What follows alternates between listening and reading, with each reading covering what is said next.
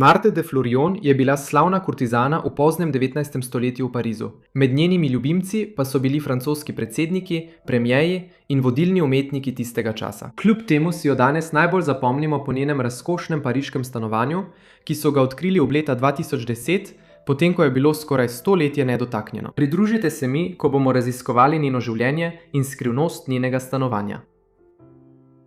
Ženska, ki bo nekoč postala znana kot Marthe de Florion, se je rodila kot Mathilde Héloïse Bougiron 9. septembra 1864 v mestu Pariz. Bila je najstarejša hči Žana Bougerona in Henriette Héloïse Barat. Njeni starši niso bili posebej premožni in Matilda je bila že v najstniških letih vajenka za veziljo. Znak njihove relativne revščine je bil tudi v smrti dveh Matildinih bratov, Gilesa Louisa Bougerona in Gilesa Bougerona v povojih. Še ena sestra po imenu Henrietta Jožefina pa je živela precej dlje. Medtem ko je Matilda morda začela svoje delovno življenje kot vajenka pri vezilji, ko je vstopila v pozna najstniška leta in se približevala odraslosti, je začela spoznavati, da bi si lahko zagotovila boljše življenje kot kurtizana v cvetoči francoski prestolnici. V tistem času je bila kurtizana ženska, ki je vzdrževala odnose z različnimi premožnimi strankami, pogosto iz političnih, poslovnih ali kulturnih krogov. V drugi polovici 19. stoletja je bilo v Parizu veliko slavnih kurtizan. Mesto, ki je cvetelo kot kulturna prestolnica sveta in je imelo bolj sproščene morale v primerjavi s skoraj katerimkoli drugim mestom tistega časa. Kljub kasnejši slavi, Matilde primarnih virov o njenem zgodnem delu kot kurtizane v 80. letih 19. stoletja je malo. Vendar si lahko predstavljamo, da so jo, tako kot mnoge druge, opazili v slavnih kabarejskih dvoranah in restauracijah mesta, kot sta Montlang Rouge in Le Folies Bergère. Očitno je hitro uspela zaradi svoje izjemne lepote in je sredi 80. let 19. stoletja postala uveljavljena kurtizana v Parizu v obdobju Belle Époque. Morda je bila najpomembnejša ljubezenska zveza v življenju Matilde tista z bankirjem Augustom Albertom de Gastonom Florianom Mollardom. To se je zgodilo na začetku obdobja, ko je bila pariška kurtizana, ko je bila stara komaj 17 ali 18 let. Podrobnosti tega razmerja so nejasne, ne nazadnje zato, ker je bil Mollard takrat poročen moški. Prav tako se zdi, da je uporabila eno od njegovih srednjih imen, ko si je izbrala ime kurtizane. No, postala je znana kot Marthe de Florion in to ime je obdržala tudi po koncu njunega razmerja. Zdi se tudi, da sta imela skupaj 2 otroka, čeprav očetovstvo teh dveh sinov ni povsem jasno. Deček po imenu Henri se je rodil oktobra 1882, vendar je umrl v otroštvu, ko je bil star komaj 3 mesece. Malo več kot leto kasneje, aprila 1884, se je rodil drugi sin, ki je bil prav tako poimenovan Henri. Bo dočakal visoko starost in kot njen edini preživeli otrok je kasneje odigral vlogo v zgodbi Marthe. Bržkone je bila najbolj znana zveza Marthe z Georgesom Clemenceauem, enim najpomembnejših likov v politiki moderne Francije. V politiko je prvič vstopil po ustanovitvi francoske Tretje republike v 70. letih 19. stoletja in od tam je postopoma napredoval in na koncu postal predsednik vlade leta 1906. To funkcijo je opravljal do leta 1909 in nato opravljal drugi mandat med letoma 1917 in 1920. Slovil potem, da je vodil francosko delegacijo na mirovnih pogajanjih, ki so pripeljala do konca Prve svetovne vojne. Čeprav je bil na čelu francoske politike, je bil Clemenceau tudi kulturen človek, ki je štel Clauda Moneta za svojega tesnega prijatelja. Kot tak se je gibal v mnogih istih umetniških krogih v pariški Belle Époque kot Marthe. Podrobnosti o tej posebni zvezi so sicer skope. Vendar se zdi, da se je zgodila bodisi tik pred ali pa nedolgo potem, ko se je Clemenceau leta 1891 v zelo burni ločitvi ločil od svoje prve in edine žene, Mary Plummer. Opozoriti je treba tudi, da je približno v tem času Marthe zaradi svoje lepote zaslovela po vsem Parizu, pojavila pa se je tudi na straneh Le Supplément in La Justice, dveh časopisov, ki sta bila v lasti Clemenceauja. Morda je danes najbolj priznano Martinino razmerje tisto, ki ga je začela v prvem desetletju 20. stoletja z italijanskim umetnikom Giovannijem Baldinijem. Baldini je bil prvotno iz Ferrare v severni Italiji, vendar se je leta 1872, ko je imel 30 let, preselil v Pariz. Tam si je ustvaril ime kot pomemben portretist in slikar pokrajin In zato, ko je bila leta 1889 pariška razstava, Baldini je bil imenovan za komisarja, ki naj bi zastopal Italijo. Nato za svojo vlogo pri tem prejel legijo časti. Točen čas, kdaj sta se on in Marte prvič srečala, ni povsem jasen. Vendar lahko domnevamo, da se je to zgodilo okoli leta 1897, ko je Baldini naslikal portret enega od Martinih drugih ljubimcev, Roberta de Montesquieja. Njuno razmerje je postalo resnejše na začetku 20. stoletja. In prav v tem času je Baldini naslikal njen portret, ki je nedavno postal njegovo najbolj znano delo. Očitno je Baldini Marte podaril portret, ko ga je dokončal, vendar se zdi, da nihče drug za to ni vedel. In kot bomo videli, odkrili so ga šele pred nekaj leti v njenem starem stanovanju v Parizu in od takrat je znova obudil zanimanje za Baldinijevo delo kot celoto. Marte je imela v svojem življenju številne druge odnose z vidnimi člani pariške in francoske družbe. Eden izmed njih je bil Robert de Montesquieu, prek katerega je, kot smo omenili, najverjetneje spoznala Baldinija v poznih 90. letih 19. stoletja. Montesquieu je bil estet, znan po svojem pionirskem delu v simbolistični poeziji in kot zbiratelj umetnin. V francoski družbi je bil znan kot dandy.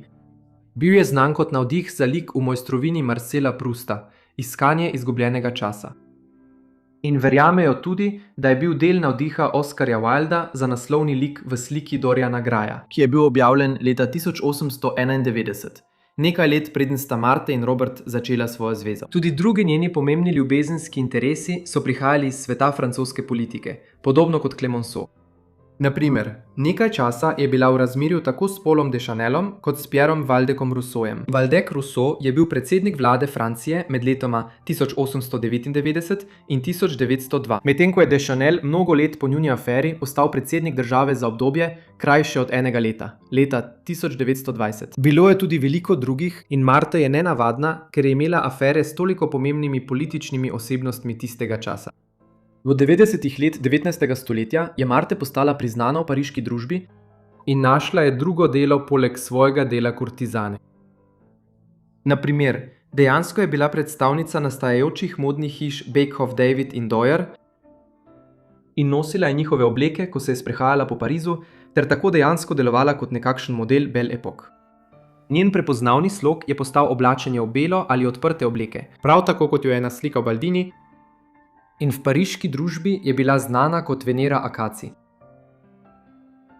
Skozi vse svoje življenje Marte se je s številnimi svojimi ljubimci in drugimi ljubezenskimi partnerji srečevala v razkošnem stanovanju, ki ga je imela na desnem bregu reke Sene. Stanovanje je bilo v 4. nadstropju na naslovu Square La Bruyère 2, blizu mogočne cerkve svete Elizabete, ki je bila zgrajena v 60. letih 19. stoletja. To je bil impozanten prostor, ki je obsegal 1500 kvadratnih čevljev. Prav tukaj je od 90. let 19. stoletja naprej sprejemala svoje stranke in je morala včasih zaradi neukrotljivih strank poklicati svoje telesne stražarje, da so jih odstranili. Očitno ni prenašala bedakov in je bila v reviji L'Indiscret leta 1903 opisana kot oseba, ki zna citirati, moškega kastrirati z enim samim prezirljivim namrščenjem.